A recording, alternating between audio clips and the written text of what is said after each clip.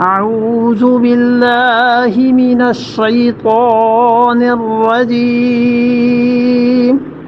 بسم الله الرحمن الرحيم والذين كذبوا بآياتنا سنستدرجهم من حيث لا يعلمون. اور اس کے بالمقابل جو لوگ دوسری سائڈ پہ ہیں والذین کذبوا بآیاتنا، جنہوں نے ہماری نشانیوں کو جھٹلایا، ہماری آیتیں پہنچیں، قرآن پہنچا، نبی کریم صلی اللہ علیہ وسلم کو دیکھا، اس کے باوجود یہ کفار مکہ اسے نہیں مانتے. سنستدرجہم، ہم انہیں لے کر چلتے ہیں آہستہ آہستہ. سنستدرجہم، ہم آہستہ آہستہ پکڑیں گے، من حیث، وہاں سے، لا یعلمون، جہاں سے جانیں گے نہیں. سنستدرجہم من حیث لا یعلمون، ہم انہیں وہاں سے پکڑ لیں گے جہاں سے انہیں علم بھی نہیں، سوچ نہیں سکتے کہ خدا کی گرفت کہاں سے آ جائے گی. اس کا مطلب یہ ہے کہ آدمی کبھی بھی باطل پر رہ کے اپنے آپ کو حق والا نہ کہے.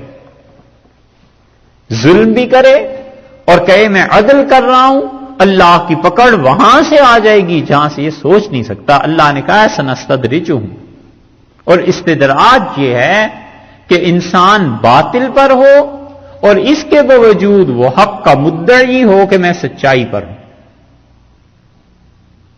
اور استدراج یہ ہے کہ کسی انسان کو اللہ اس کی نافرمانی کے باوجود ترقی دیتا رہے. یہ اتنی بڑی چیز ہے کہ آدمی کو بعض اوقات توبہ کی بھی توفیق نہیں ملتی، مارا جاتا ہے، وہاں سے آ کے تیر لگتا ہے جہاں تصور نہیں ہوتا اور مر جاتا ہے. یہ ہے استدراج کہ اللہ نے مہلت دے دی ہو کسی کو، گناہ بھی کر رہا ہے، اس کے باوجود پیسے بھی آ رہے ہیں، دنیا بھی کما رہا ہے، ٹھیک ٹھاک کاروبار بھی ہے، سب چیزیں ہیں، اور اپنی اس دولت کو، اپنی اس جوانی کو، اپنی ان کاوشوں اور علم کو وہ آدمی دنیا خریدنے کے لیے استعمال کر رہا ہے. اللہ کے ساتھ تعلق بڑھاتا نہیں ہے، بلکہ اس پہ فخر کرتا ہے کہ مجھے تو کچھ نہیں ہوا. یہ چیز ہے استدراج. رسول اللہ صلی اللہ علیہ وسلم نے بتایا کہ بیماری جب آتی ہے تو اللہ اس میں اپنے بندوں کی دعا قبول کرتا ہے. اور ایک آدمی نے کہا اللہ کے رسول میں تو کبھی بیمار نہیں ہوا، تو رسول اللہ صلی اللہ علیہ وسلم سے ہٹا دیا. آپ نے فرمایا تم پھر اللہ کی اس رحمت سے محروم ہو جو بیماروں کے ساتھ ہوتی. کم بیمار ہو کوئی آدمی یہ ایک الگ بات ہے، لیکن اللہ کسی کو ڈھیلی اتنی دے دے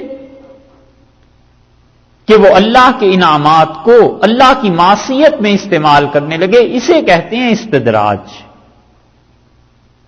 کہ باطل پر بھی ہو اور ترقی بھی ہوتی جائے، گمراہی پر بھی ہو اور کوئی نہ پوچھے اس سے، خدا کی طرف سے کوئی جھٹکا نہ لگے.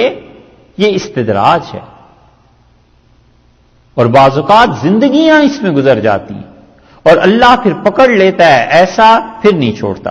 اسی لیے فرمایا نا کہ من حیث لا یعلمون، اور ہم آہستہ آہستہ انہیں پکڑیں گے جہاں سے وہ جانیں گے بھی نہیں، پتہ بھی نہیں چلے گا.